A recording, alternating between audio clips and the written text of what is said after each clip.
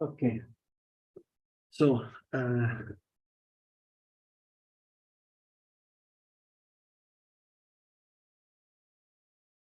need to open video. Oh, sorry. Blur. Is the video okay? Because I misclicked. Yes, the video is okay in Zoom. Okay, thank you. Because I said blur, yeah, but it didn't work, fortunately. Okay, very good.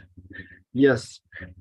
So today we will talk about circuits, and the main reason we do it is to give a clean proof of Cook-Levin theorem that the three-sat problem is NP-complete. So remember last lecture, we started to make reductions to many other problems from three-sat to prove that other problems are NP-complete. But now this grandmother of NP-complete problems, we still need to explain why this one is complete. But that's for the end of the lecture. And so if there is time, that maybe we will have finish the proof of three samples NP-complete. But maybe there is no time. Okay, so yes, what circuit? So circuit is a directed graph, and in the graph there are two types of nodes. There are input nodes and gates, and there are three types. So we will consider three types of gates: AND, OR, and NOT gates. And then OR gates can have any fan-in, NOT gates have fan-in one. So directed acyclic graph, it means the graph has no directed cycles. So that's definition. I'm not sure if I need to write it. Okay, maybe let's write it. So, so definition. I'm a bit scared to write it as a formal definition. It's directed.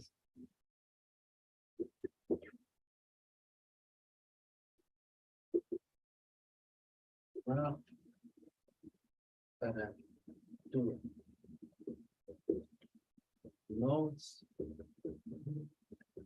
inputs, nodes, gates. So in general, there can be many types of gates, like modulo 3 gates and so on. But here we will have OR gates.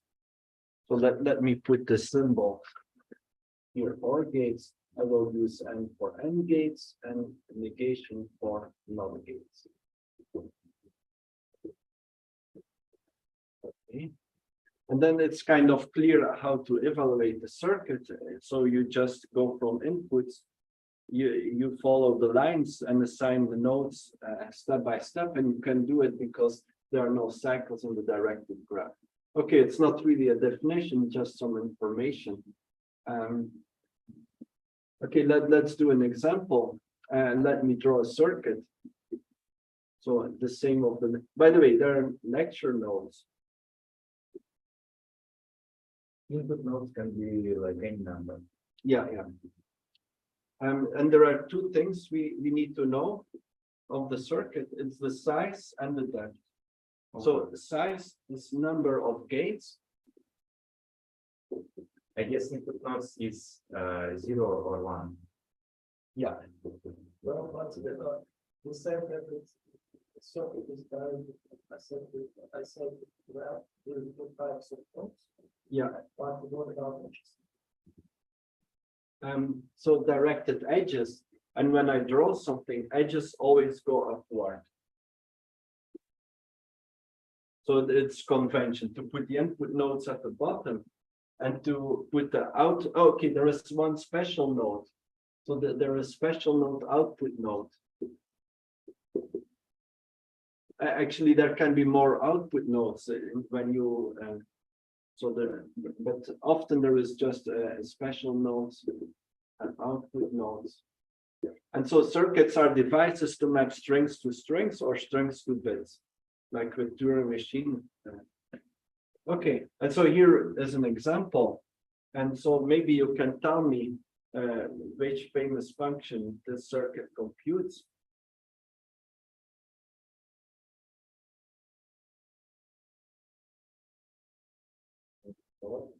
Yeah, exactly.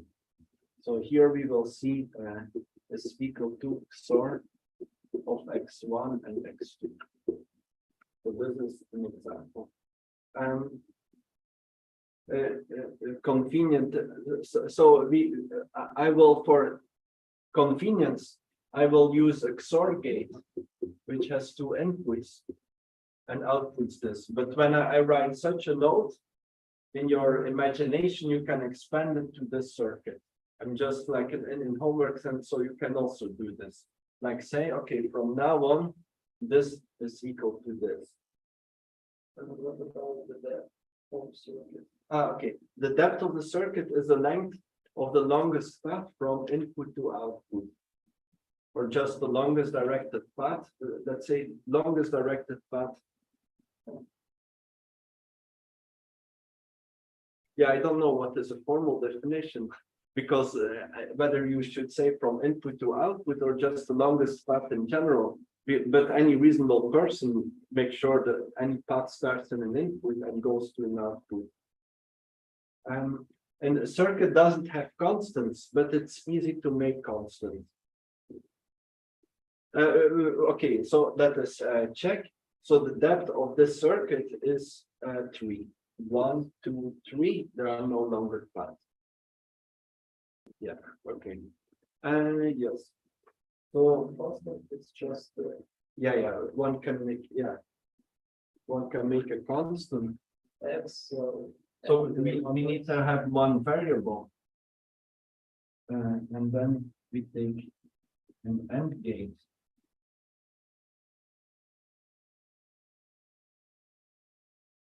Like this, and we have constant 0. And if you want constant 1, you can do the same with OR gate.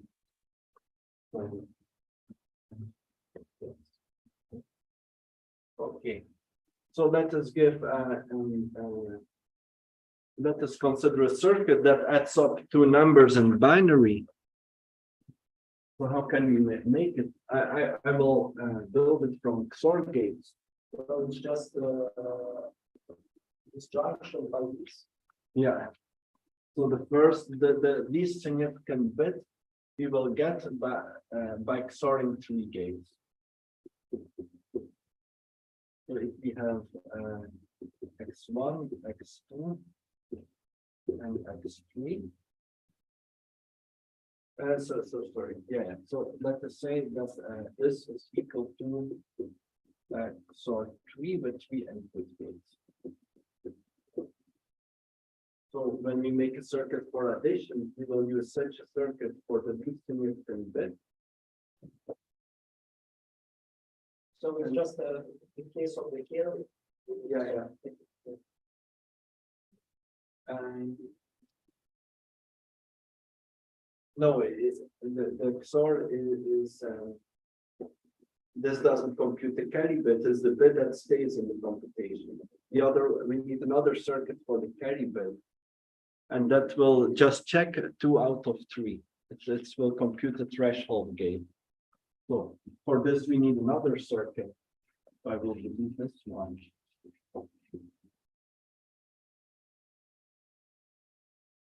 Somebody has an idea how to build a circuit that will be evaluate to 1 if 2 out of 3 inputs are equal.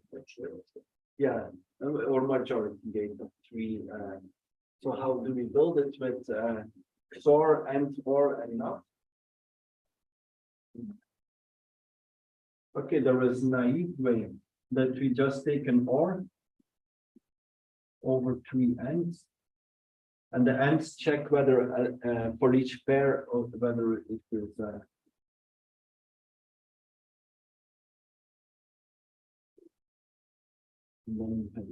one and 2. Well, XOR 3 is almost what we want, except that we need to negate the middle XOR.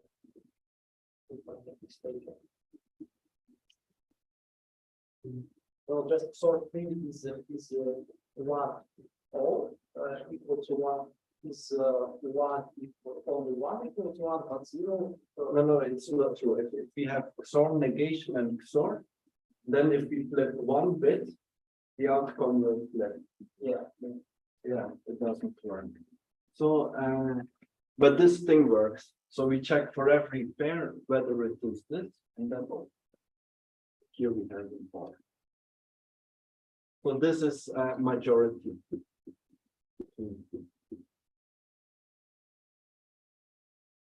Okay, and now we understand how to build a circuit that adds up to numbers. And can we build a circuit, a majority circuit with solid? No, because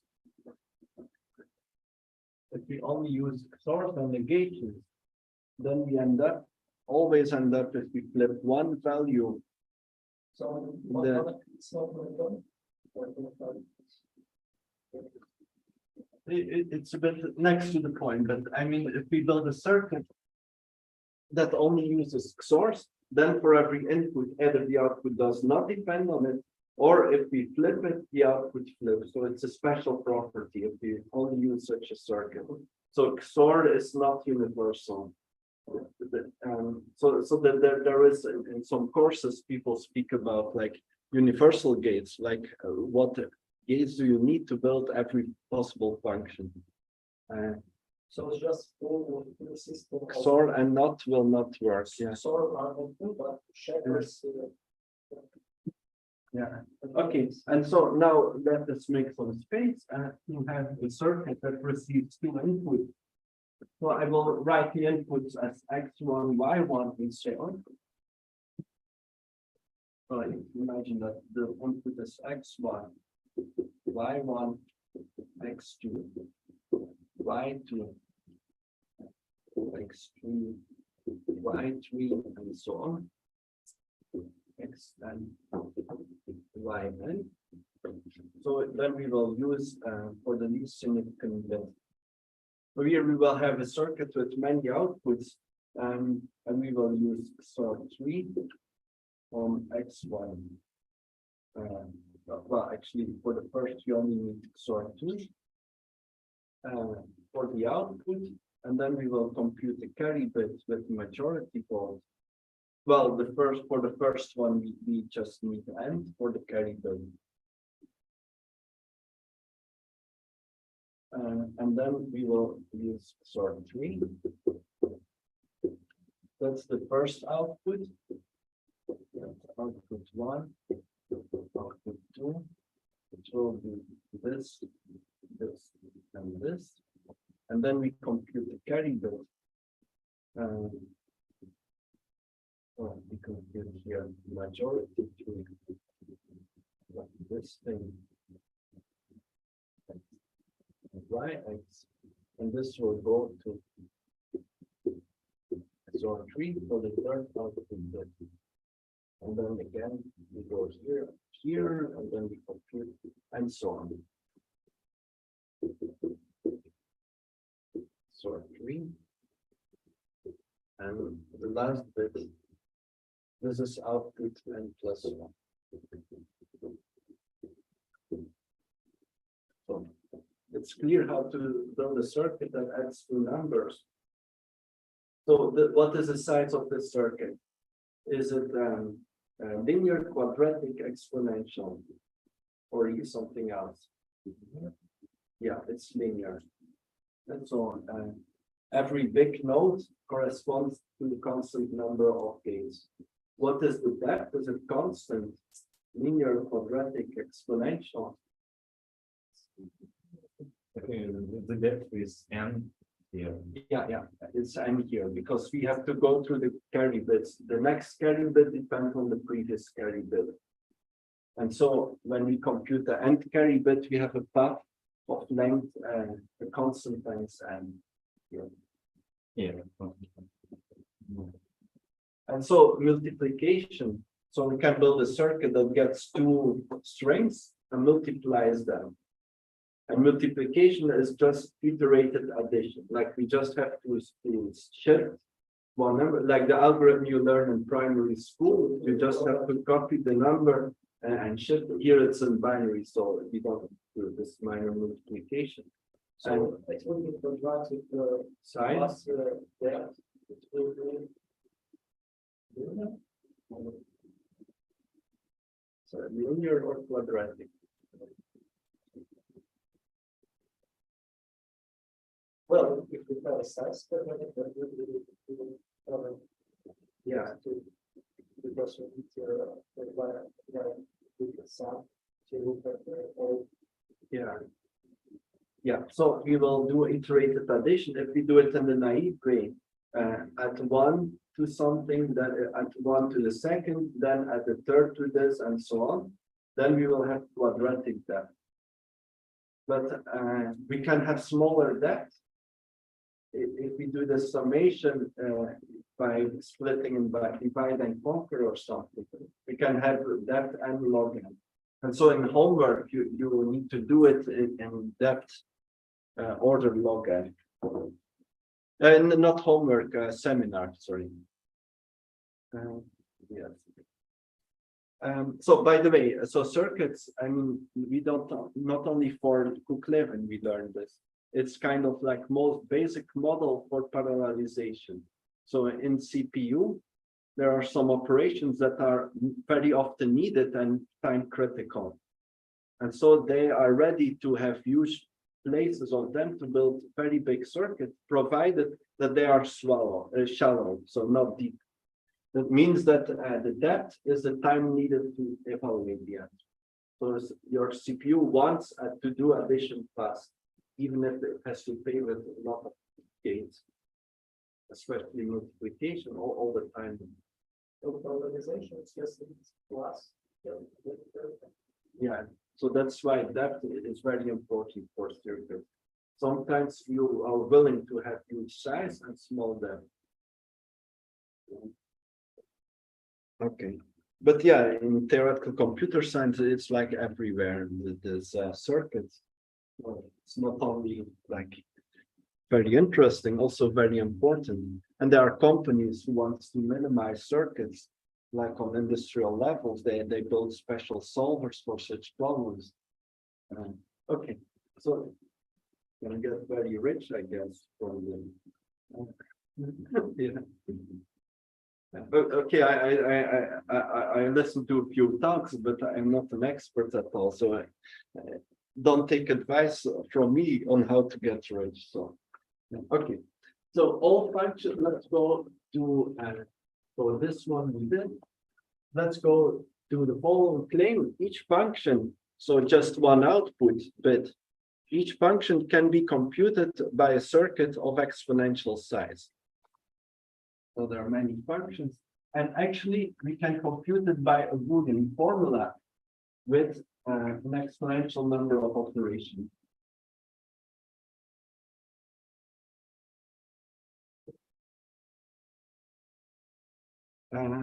So here is the lemma.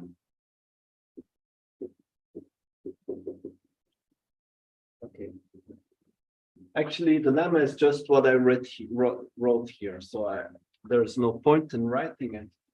So let us just prove it. And the formula is as follows. So for a given function, let us look to like the table of all values.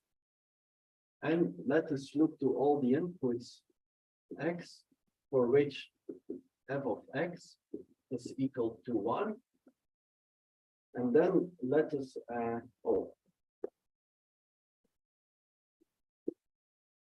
I will use the variables, and let us consider x1, and here to the power c1, or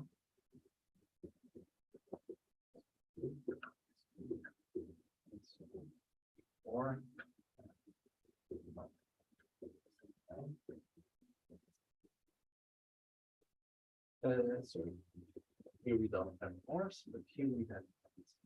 So this is the formula. And I'm a bit stupid. I should not do this boring writing. Explain the idea right away. So what is this formula doing? So I claim that f of x is equal to this formula. So we call f maps n bit strings to bits, as I wrote there. Okay, so what's the idea?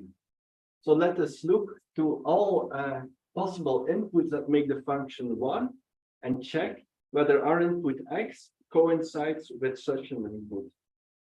That's what this formula is saying. So this is DNF, am I right? Yes, DNF, the formula in degenerative normal form. And what do I mean with this? This is equal just to the identity, and this to the power one. So negation to the power one is just equal to negation. And so here I'm checking whether x is equal to z. So I check. So this can only be true if imagine that we have all ones, then this will evaluate to one, right? Oh. Something is wrong.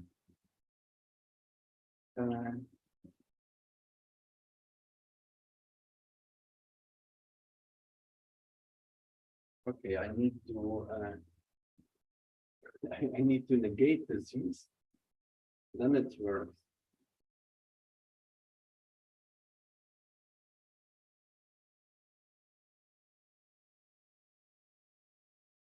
Okay, so if I have all z's equal to one, then this thing x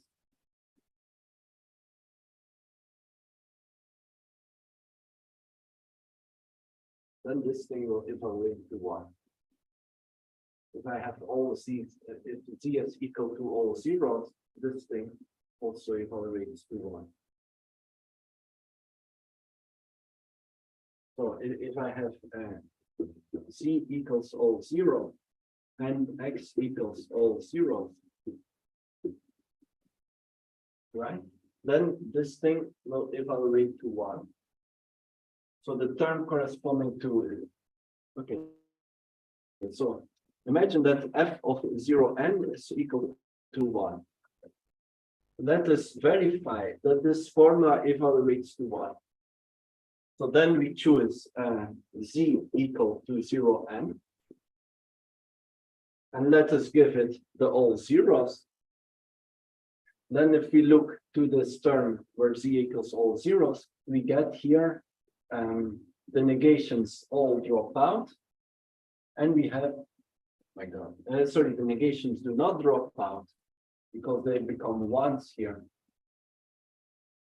And so all the zeros, not x1 will be 1, not x2 will be 1, and so on. Okay, now it works. Okay, so this formula. So if we have all zeros, yeah, if we have all ones, it also works. And what is also works because whenever so we just if f of x equals 1, then the term for x equals z will give us a 1 here. Yes. And all other terms. And so when we look to okay, now imagine that f of x is equal to 0. Let us say f of x is equal to 0. Then every such term in the disjunction will give us 0. Yes.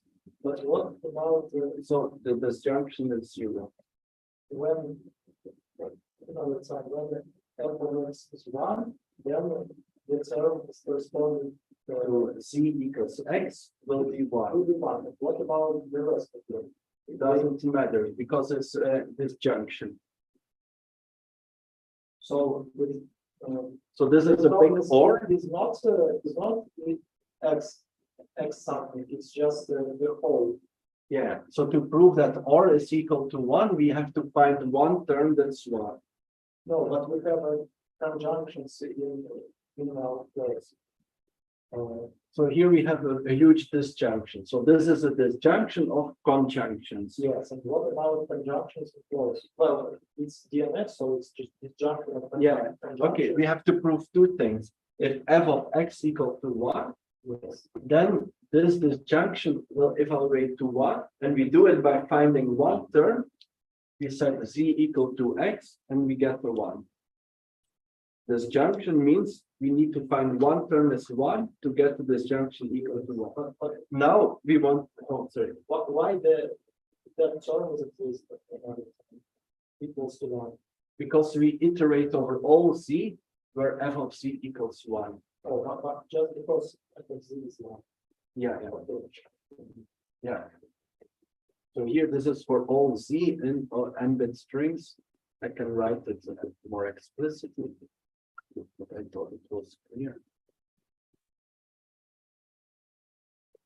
And so for f of x equals 0, it's okay. Yes. And what is the size of this formula?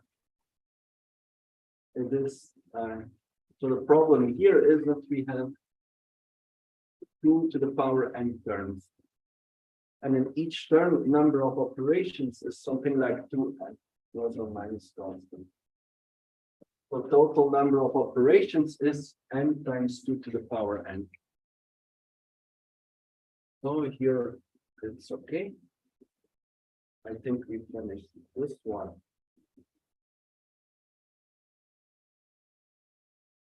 Now, next question. So there are some functions that require exponential size. So some functions require size 2 to the power n over 2. And actually you can push this further to 2 to the power n divided by n. So extremely close to exponential. Well, extremely close to 2 to the power n. So how will we put this one?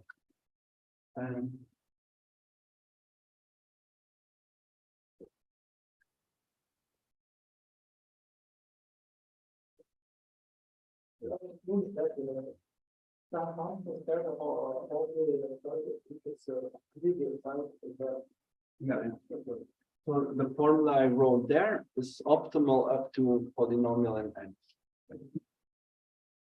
So okay, I will write lemma. For every n, there exists f from 0, 1 and to 0, 1. Such that f is not computed by the circuit size at most to the power n. And the plan of the proof is to say that there are few circuits of small size, but there is a huge number of such functions. So let us start with how many functions are there that map n-bit strings to bits.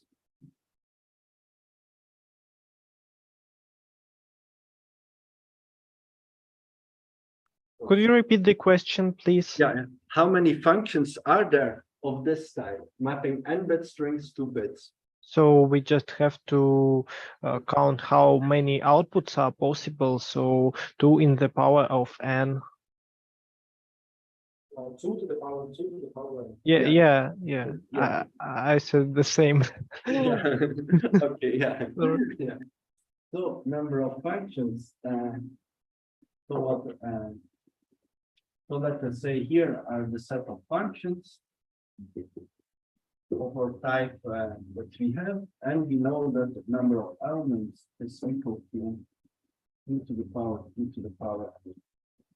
And now for a certain size S, let us look to the number of circuits of size S.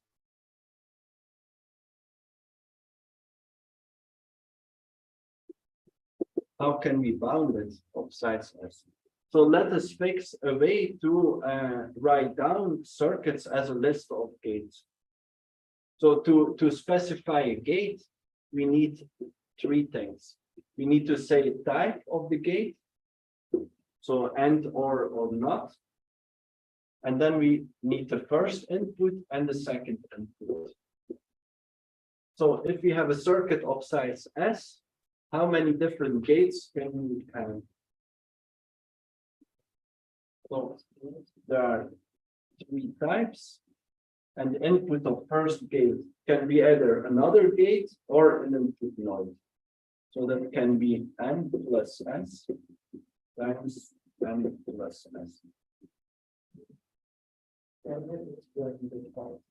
Yeah. So in a circuit, every gate has a type and two inputs. Type you mean of some operation. Yeah, or and negation. Sorry. Something is wrong. So here, here I understand circuits with fan into. What? So okay, so let us first prove the lemma with nodes where and then OR gates who have exactly two inputs. Okay. And then I will connect it to general circuits. But let's first prove it for fan into. What is the word? Fan, fan. Yeah, they call it fan in. So how many inputs a gate has? Okay. Oh, yeah. Okay. Yeah, it's kind of automatic memory. So now I start doubting myself. I never thought about this, but okay. Yeah, so let's prove it for circuits with fan two. Okay, good point that you interrupted me. Okay, so and then we have 3 times n plus s squared. So Why that number? We have two input and we have a type. Okay.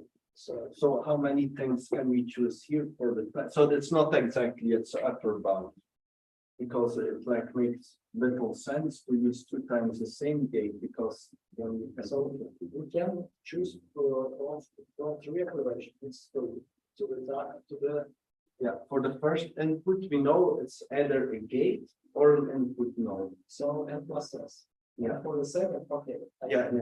Okay. Good. Okay.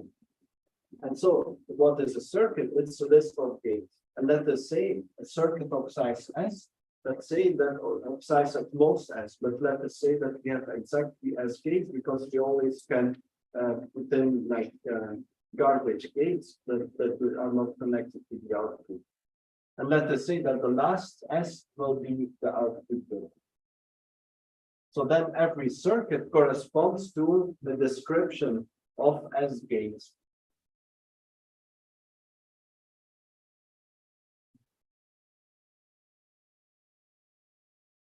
The size of the circuit is number of gates. Yeah. Yeah, that's the definition. I wrote on the good, yeah, you remind me. I don't count the input nodes.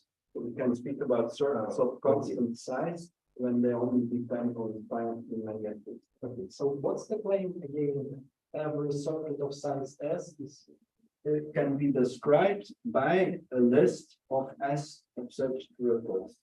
okay. So in the negation gate, we don't need the second one, but we can just write whatever we want. And it's just the combinatorial. Yeah, yes. Okay. That's our plan. We know that we have a huge number of functions that we need to implement. And we will say that there are only few circuits of small size. And for this, we count them in our list. So number of circuits, number of functions, equal this, number of circuits of size S is bounded by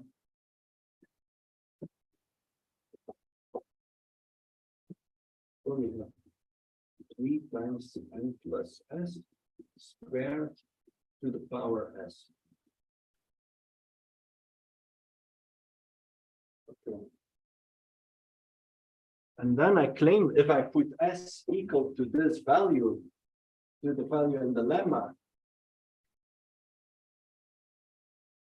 then there must be some function that does not have the circuit of this size. So then this value will be bigger than this.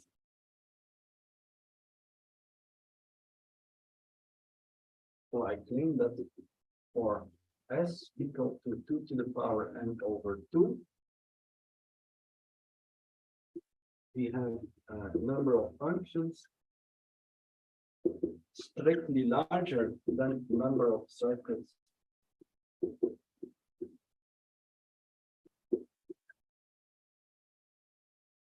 So this is just a computation.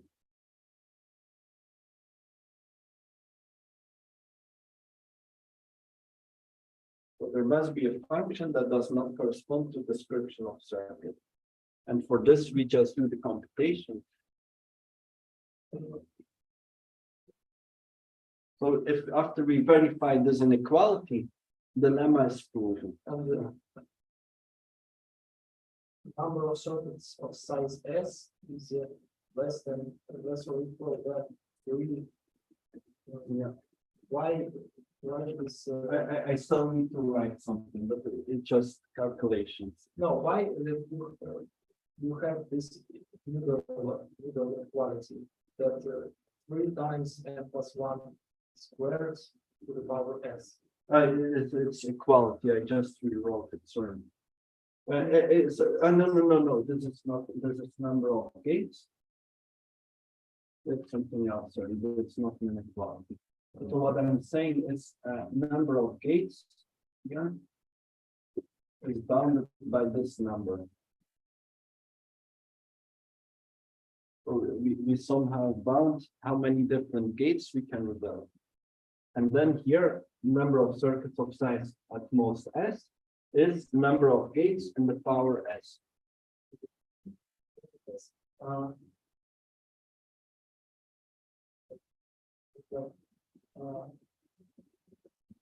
So we have s. So why can we do it? Like We have s gates, and for the gates we have less than or equal to this 3 times Yeah, plus yeah. 1 squared. So if we have description for all the gates of the circuit, we can build a circuit, and vice versa. If we have a circuit, we can get the description. So there is one, well, not one, but I mean, some circuits can have several descriptions. So that's why we have inequality here. So number of descriptions is upper bound on number of circuits of such a size. Okay. And so now we only have to verify this inequality and we are done. So I will not, I will start by not substituting s. So we have 2 to the power n. Let's use an upper bound for this value. So let us assume that s is bigger than n. So s is exponential in n. So if n is large, we can assume that s is bigger than n. So, okay, I'm cheating. So here we have a certain value, and it's clear that s is bigger than n. So we can here write 12 times s squared.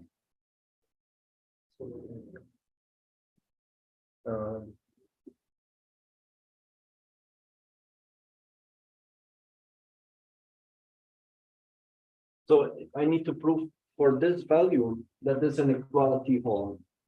And so if n is large, okay, I should say here for large n. If n is large, then s is exponentially large. Yeah. For large n, there exists a function f. So for all large n, yes.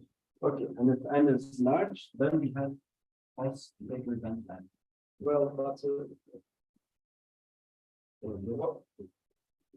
from where we have 12. 12, we say that s is larger than n. So this is 2s. Yeah, and then there is a power 2 and there was a 3. We replace n by s. Yeah, to the power s. Or we can even have e to the power n bigger, and let's replace 12s squared by 2 to the power s.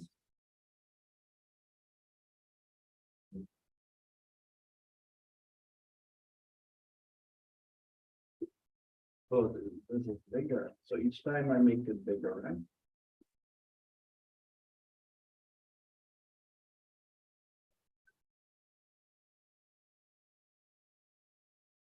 So this is equal to 2 to the power s squared. And so here the question is 2 to the power n bigger than, here we can have strict inequality. And then we only did this, and so you have s squared.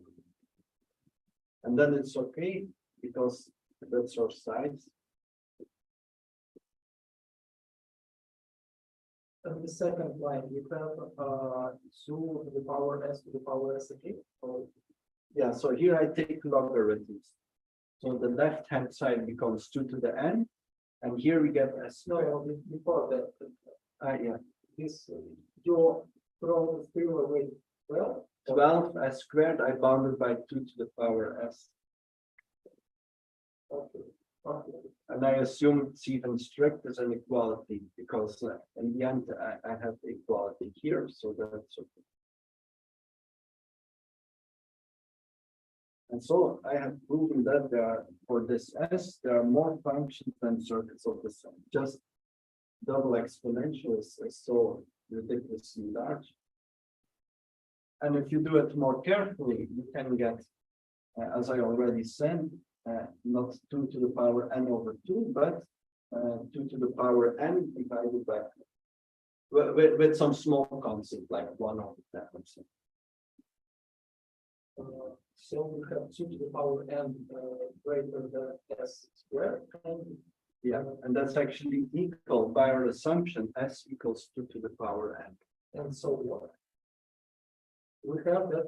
So then we have proven this inequality. It means we get this inequality proved. It means we have this inequality proved.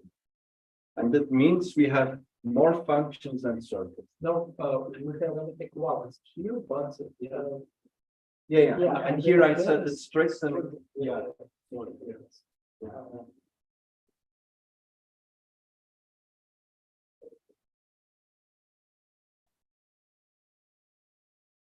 well, I read it here.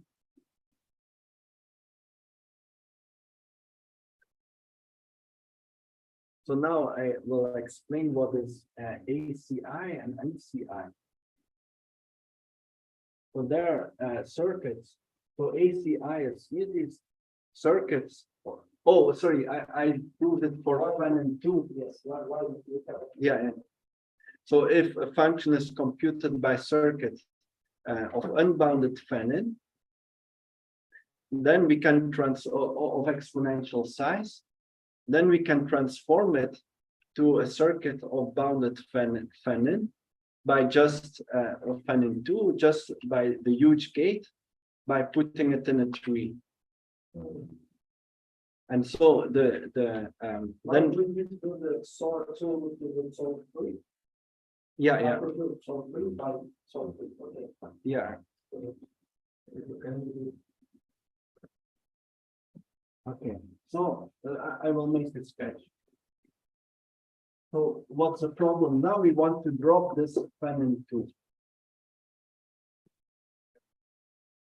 So we might have an AND gate, for example, with like a huge number of inputs. And we want to transform it to AND gates.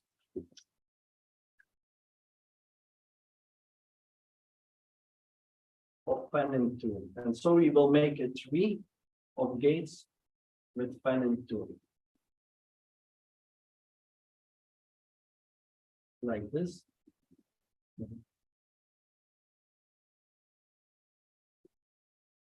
And so on.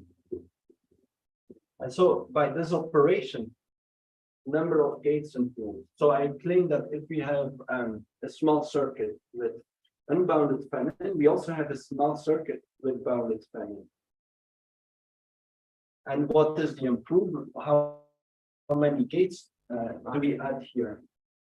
Exponential to the power. Yeah. So it is the size. So from here we can at most square the size.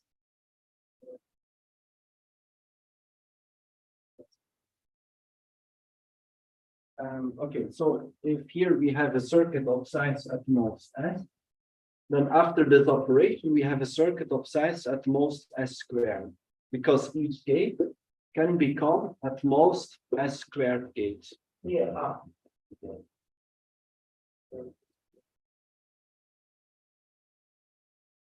Okay, and so I should, without this Fallin assumption, I should have N over 40.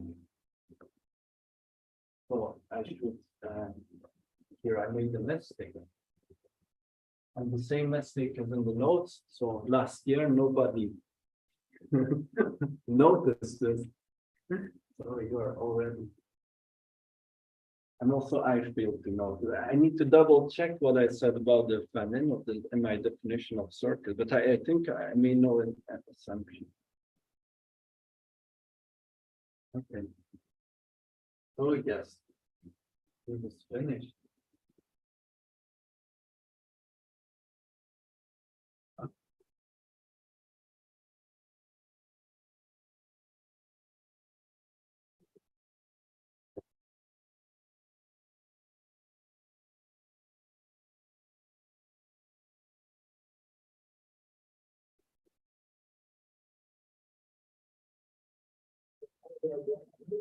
Plus. Yeah. So in that ACI. Okay, I will define it for functions. So I will say that oh, wait a bit.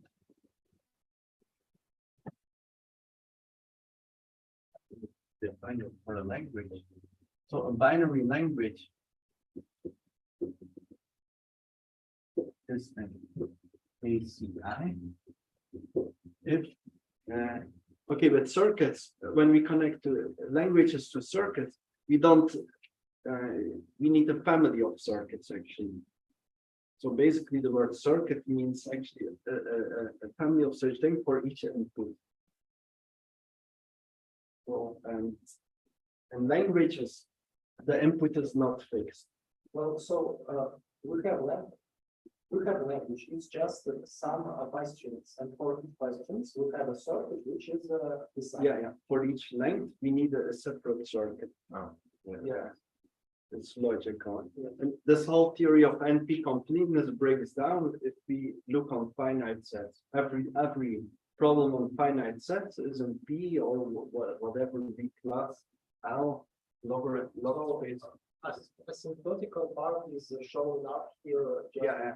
because of we say that n to the infinity. Yeah. So if there exist circuits, but here I'm not using the word circuit right. It's a bit difficult because afterwards circuit means like a circuit for every input length. So there.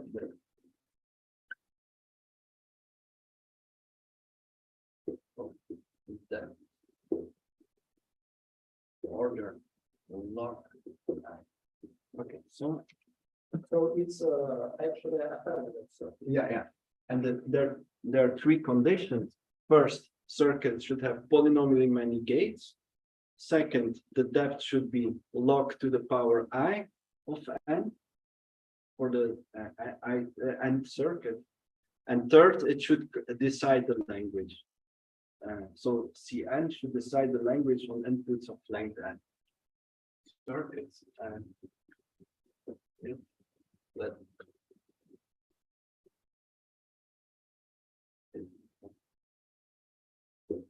all n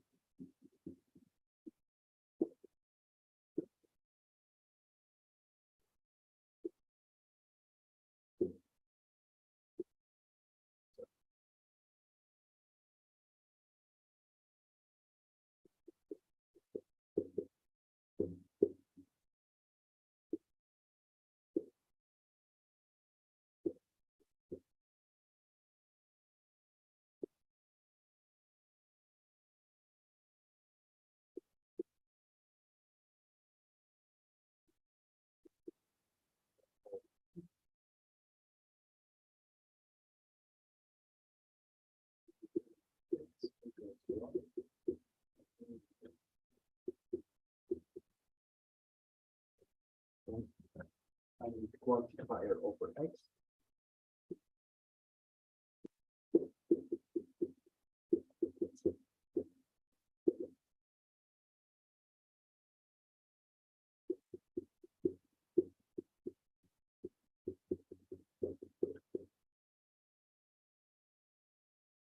That's all of the definition. Why do we need more than one circuit in this definition? So we have C1, C2, C3. Why just one C is not enough? Because for each circuit that we describe, like for addition, the input length is fixed. So circuits cannot be like infinitely long. So circuits must have a bounded number of inputs. Otherwise, we cannot speak about the size of the circuit. We can only say that the size is infinite.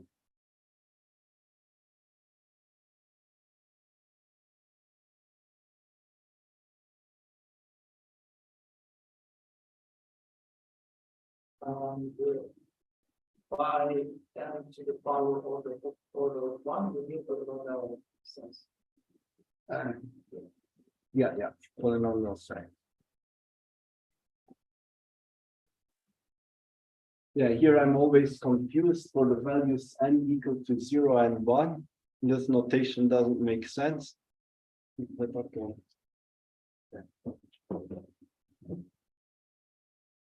Yeah, I can also write poly n, that also many people do.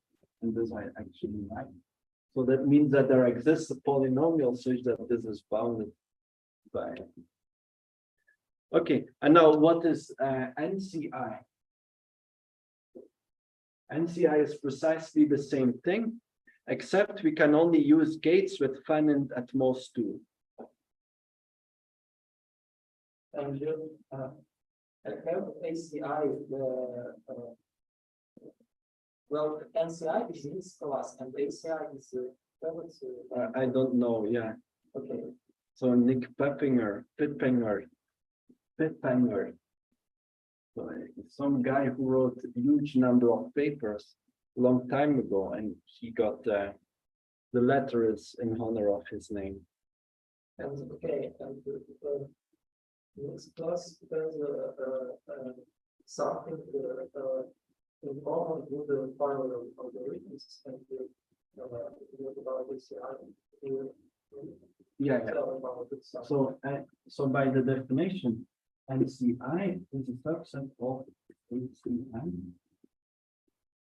And we have that ACI is a subset of NCI plus 1. So this is first inequality is obvious, and second inequality should already be clear how to do it now. So can somebody prove, because we had already used it in the previous point when I had to go from n over 2 to n over 4. Let me something. What's NC1? Okay, NCI is the same, but all fan-ins should be at most 2. So with fan-in at most 2 of each gate. Okay. So this holds by definition, because here we just restrict the circuit in the definition of ACI.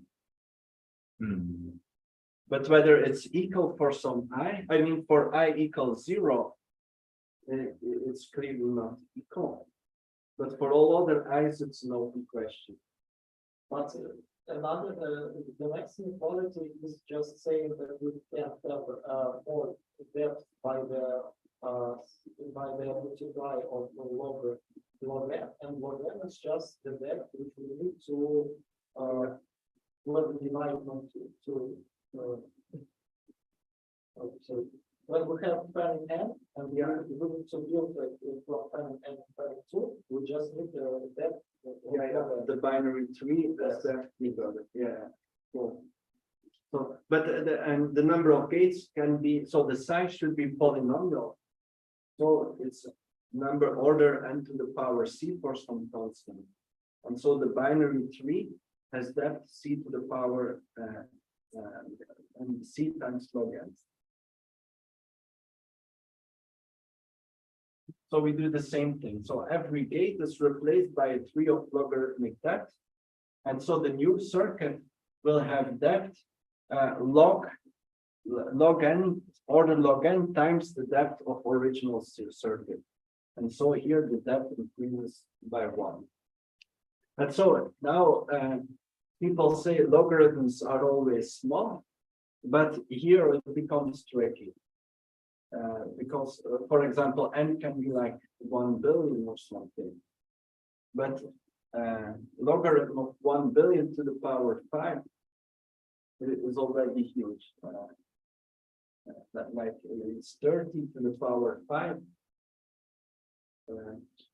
Okay, just or to the power 10, then it will be bigger than n, even if n is 1 billion.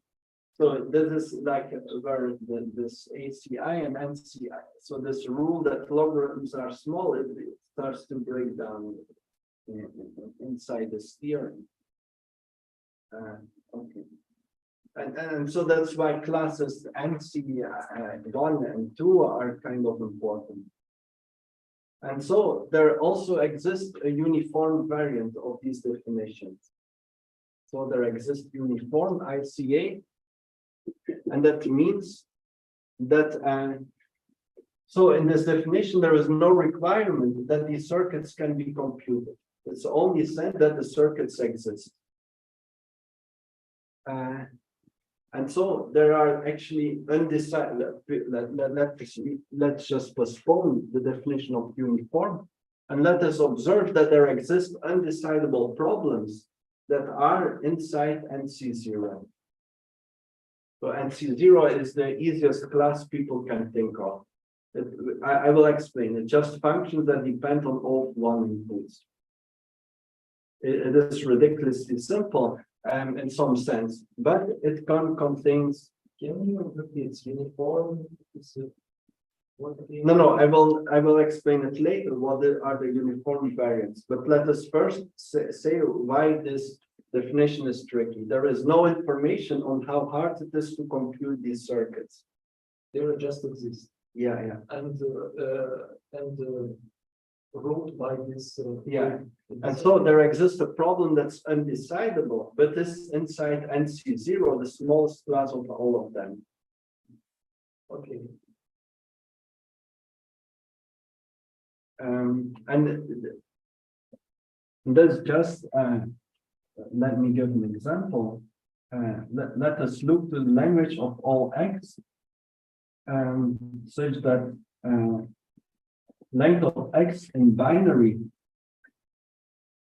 halves. So it's encoding of the halving problem.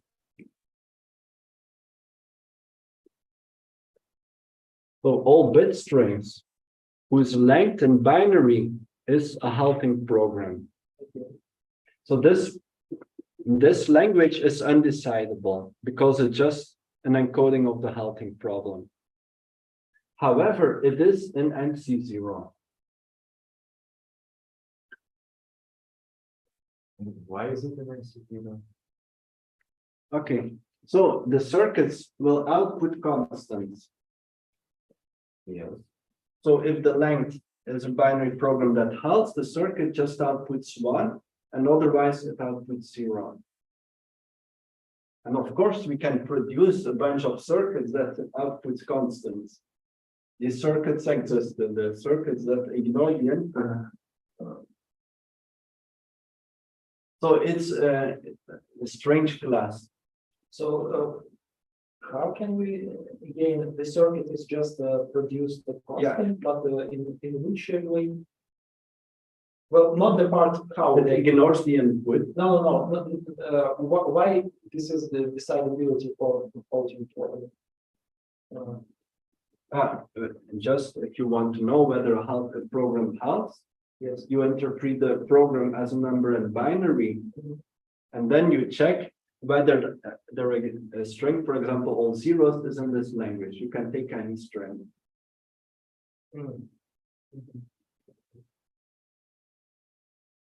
So this is encoding of halving problem, and it's an NC0.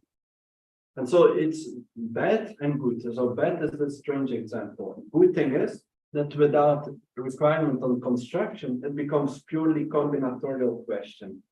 All computability goes out, and the circuit complexity is the main attack on P versus NP problem. I mean, for many decades, there are a huge number in St. Petersburg, but also everywhere else in the world, many people that try to solve P versus NP problem. And it uses a certain theorem that says, so it's the equality. And yeah, so they use the idea, so they try to prove that there is a problem in NP that cannot be solved by polynomial size circuits. But there is a theoretical possibility that NP is contained in the set of problems with polynomial sized circuits. But if this happens, if this is true, then you can prove another amazing open problem. So with this line of attack, a pure combinatorial attack, if it works, it will break through a huge wall. And another problem is about the Collapse of polynomial time hierarchy.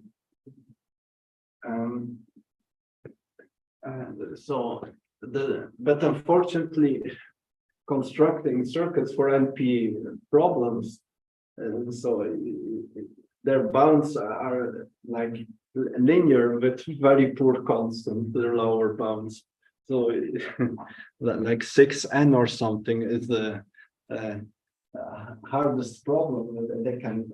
It's the highest bound they get for some problem. So it's okay. There's some language I don't remember at this moment. Okay, and let's not talk because I still need to this thing. A few more things, and I have 15 minutes left. Okay, so I need to say what is uniform circuit complexity. We will not need it in this lecture, but maybe next lecture I will speak about it. So in uniform, we require that the circuits can be printed by a Turing machine that uses logarithmic space. So log space Turing machine. So there exist circuits.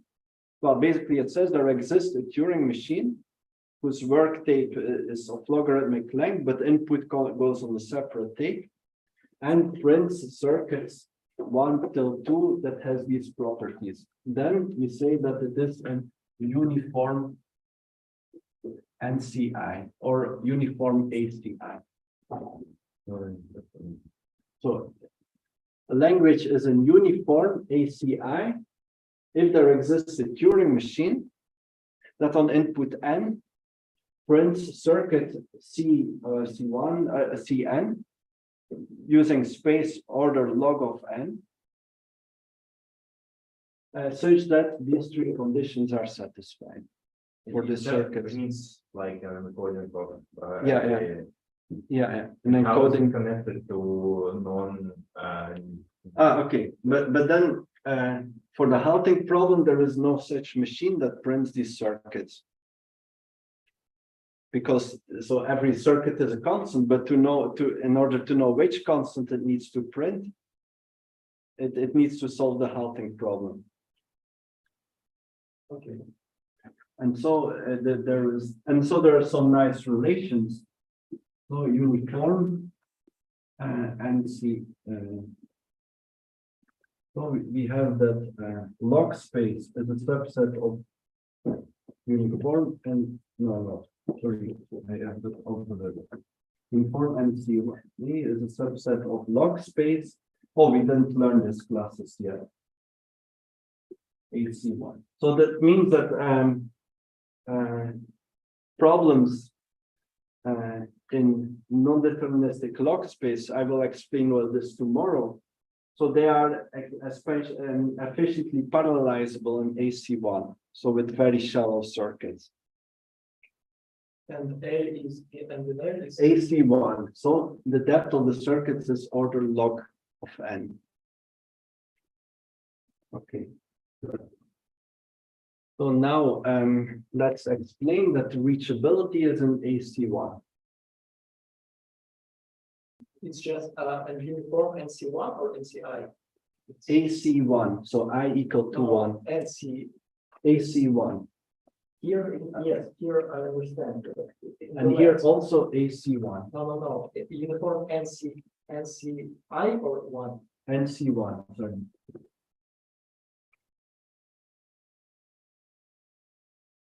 So of all this inequality, yeah, and of course they're all inside P. So, but whether they're equal to P is open question. So that's the question whether every problem in P is parallelizable using circuits is open question. Yeah, so even for non-uniform versions, it's not known. Okay. So now let us go to So, but the part about uniform NCI, it's just it's a lemma or just a fact or. yeah, we will prove these inequalities. We will prove it next lesson. Okay.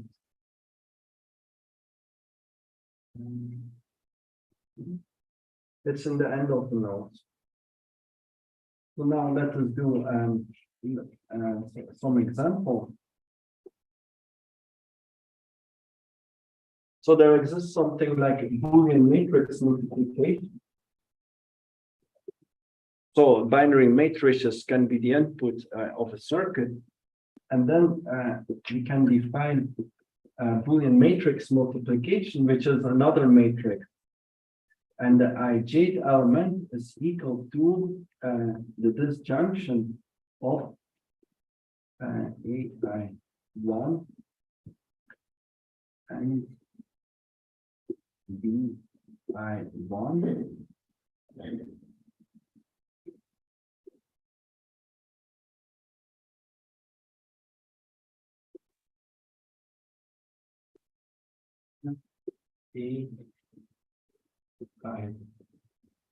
Okay, let us say that M is the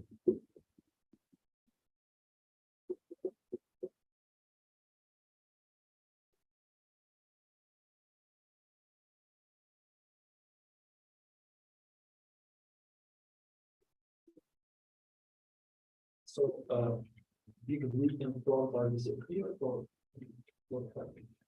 Oh, you replace big V by yeah. So it's matrix multiplication, and so priority or has lower priority than M. So it is just this kind of Boolean matrix multiplication. And so we multiply the matrices, but multiplication becomes and addition becomes OR. And so the claim is that Boolean matrix multiplication can be computed by a circuit in AC0. So here we have a function like AC0 circuit. AC0 contains decision problems, but we can speak about circuits whose depth is constant and whose size is polynomial in n. And this is clear how to do it, right? So, but if we have a circuit with a constant depth, we can build a device with the. Yeah, that's very fast and computes Boolean matrix multiplication, but it just has big gates. So in this sense, it's almost the fastest. Really fast would be if also the gates are small. I mean, it's in polynomial time. It's polynomial time, not time. It's constant time. Yeah, constant time, because in the CPU, the time is the depth of the. Yeah. So we can compute it by AC0 circuit. And now let us look to the reachability problem. So what is the input? Is a directed graph. And the question, and two nodes. And the question is there a path from the first node to the second node? So input is directed graph.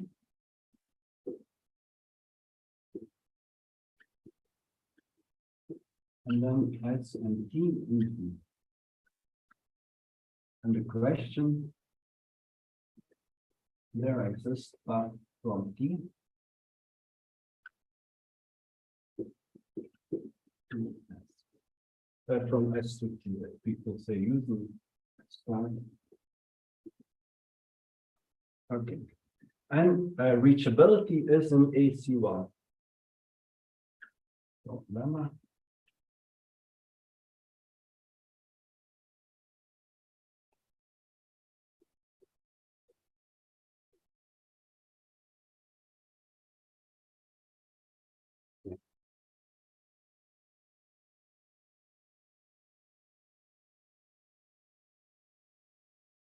AC1. So in the log there. Yeah, logarithmic depth, unbounded spanning. And how can we prove it? So somebody has an idea.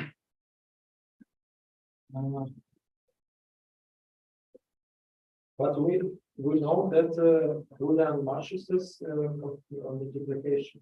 Yeah, We can do with a constant there. So well,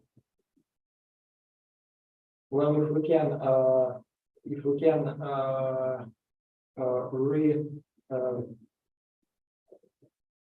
redefine the task by Boolean method, that's a plan. yes, by the logarithm time multiplication of Boolean matrices. Yeah. So in each layer, I need to multiply the matrices and void Yeah. well, So first step, I will help a bit because it's only 7 minutes. So first let's add self loops to all the nodes. so we have a path from here to here. Yeah. Okay, and after that, we Then that is look to question. How can we know there exists a path of length 2 or at most 2 from one node to another node? It means that for every node, we have to check for every third node, you have to check, can we go from first node to third node and then from third node to second node? and why we can just go directly to the Or go directly, yeah. But okay, let us, okay, forget about self loops. Let us look at the question. Is there a path of length exactly 2 from S to T? This is basically asking whether E times E, so E is adjacency matrix, contains ST is equal to 1. So what's happening here? So is there a path? And so there exists a path of length 2 from S to T. So can we find a node V such that S goes to V and V goes to T? That's the question. And this is precisely this formula. Can we go from S to V and from V to T? and it works just by the definition of matrices. Yeah, that perfectly fits this task. And now let us add the self loop backs. So we can also check with the after we add self loops, then we check whether there is a path from S to T of length at most 2. And then this is 1 if there is a path of length at most 2. And because we can go from S to S and then from S to T. Okay. And so now we are good because we can iterate this. We can check whether there is a path of length 2. So we can check whether there is a path of length at most 4. By again, so by computing E times E and then square again. So when we compute E times E times E times E, we check whether there is a path of length 4. Yes. Yeah. And what about path length 4, 5? But length at most 4. At most. Yeah. Oh, yeah, that's right, because of disjunctions. Yeah. And that means we just have to compute log n matrices, each time multiply them by itself. Binary powering. Yeah, binary powering, and we solve reachability in AC1. So it's really fast algorithm. That's really good. Yeah. Binary powering. Yeah. So we have proven this, but we did not explain this is an important point. NC0 circuits are precisely those that depend on OF1 input. So what's NC0? NC0 means that the depth is a constant and the fan-in is 2. So if a problem Okay, what does it mean to a function depends on finitely many inputs? That means that we can just select a constant size set of inputs. And then to know the value of the function, we don't need to know the values of the other inputs. We can just look to a truth table of this finite set of inputs. Okay. So if a function depends on finitely many inputs, we can build a circuit with finite 2 gates of constant size using this formula that we used here actually. So the size of the circuit is 2 to the power n, where n is the number of inputs of the circuit, but it's a constant. So the size of the circuit is a constant, so the depth is a constant. So if a function depends on finitely many inputs, it is an NC0. Just constant depth. Yeah, constant depth, constant size. Well, it makes sense. Yeah, and opposite, if it's an NC0, then we can look to the circuit. We know it has constant size, but every gate depends on constantly many other gates and inputs. Since it has constant size, this circuit depends on constantly many inputs, and that means all other inputs are irrelevant for the value of the function or for set membership. So we can reduce the size of the circuits. Yeah. Using the. So here is the claim NC0. I mean functions that should be functions that depend on all 4 inputs. So okay, that means 0.5. We are finished. And so now I will tell you the definition of P/poly, and then I will stop for today. I will just tell the theorem that polynomial time isn't P/poly, so you need it for one of the seminar exercises. But the proof will be for next lesson. Okay. So the definition of P/poly is basically this, except we don't need A. Oh, that was easy task. P/poly. And so now we have an important theorem that the language that P, the class of all languages decidable in polynomial time, also has polynomial size circuit. So this is an important observation. The proof is not too long, but I will keep it for next lesson. So 0.6 we have done half, almost, but at least everything for homework should be. I will check, but I think everything will be okay for homework. So it means. So definition is clear of P/poly.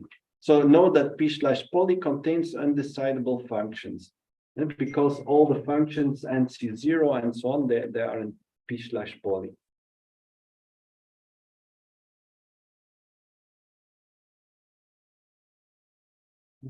Okay.